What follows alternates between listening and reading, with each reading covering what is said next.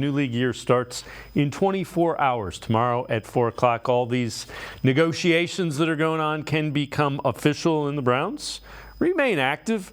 They're doing the work on the defensive line. Shelby Harris coming back, 2-year deal, $9 million per a league source, that according to Aaron Wilson.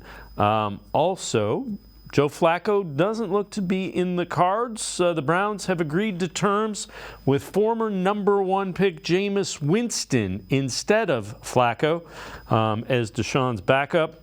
The deal is 1 year and worth up to, that is an important clause there, up to $8.7 million. Watson's remaining void years of his contract expire Wednesday. That is his old contract. Let's welcome in Jeff Lloyd from the Locked On Browns podcast.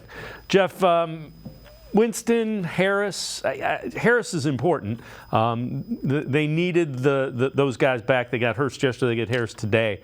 Jameis Winston is 10 years younger than Joe Flacco, and I know Browns fans don't want to hear that. A lot of the same problems. Throws a lot of interceptions. Well, there's a reason that these guys in their, times in their careers, they're number 2s. They're not starting quarterbacks. The ability to be able to, put together drives, put points on the board, but basically almost sink your own battleship. And, Joe was on a very high rate of throwing interceptions last year. And obviously it really came back to bite him, of course, in the playoff game, with the back-to-back pick sixes. The thing with Joe Flacco, this is a story that nobody's ever going to forget in Cleveland lore. It'll be something magical. Everybody will always remember, obviously, that holiday season from Thanksgiving through Christmas into January. But to think, Joe's not getting any younger. And, part of the advantage Joe had was, he was out of the league, for most of the season. So when he came in, he was fresh when there were a lot of beat up bodies. I mean, it was fun, but to think, you were going to do it again.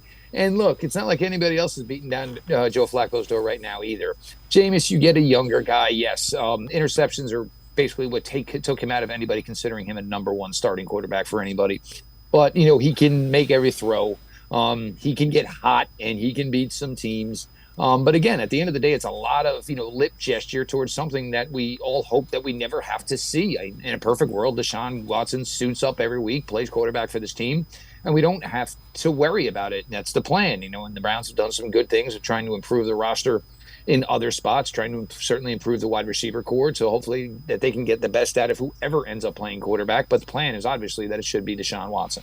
All right. Along the lines of Winston, hasn't really played a meaningful amount of games since 2021. Had 7 starts. This from Cody Sueck. Tweets out, second in big-time throw rate, 7.1%. Second in EPA per play, 0.24. 14th turnover-worthy play rate, 3.0. Replicating that type of production, not reasonable.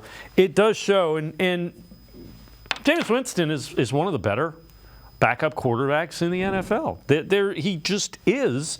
And remember, this guy was a former number 1 overall pick. I mean, that means that he had some talent.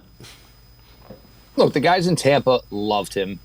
He was with New Orleans, with Drew Brees, with New Orleans, with Derek Carr. These guys all love him. He's got a great personality. And obviously, Jameis Winston has been a big-time athlete since he was in high school. He was a big-time baseball recruit, obviously a big-time football recruit. So no stranger to the locker room, no stranger about team camaraderie. And I think at this point in Jameis's career, this is kind of going to be what it is. I don't think he's going to set in anywhere for a long period of time. Most backups don't. I'm sure him and Deshaun Watson, obviously being relatively similar in age, have a history with each other, know each other well.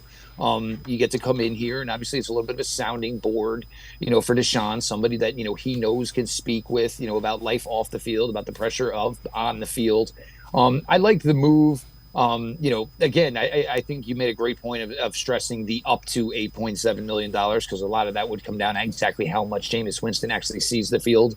And maybe for a couple of take a knee situation or maybe a week 18 game, Jameis Winston should not play this season for the Cleveland Browns at all.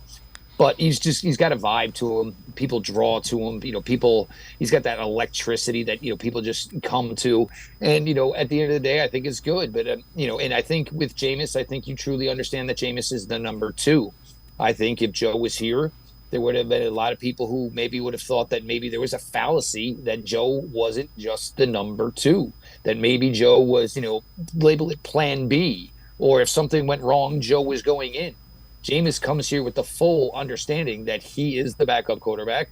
He's the guy wearing a microphone on his neck and an earpiece in his ear and wearing a baseball hat. He's not here to play.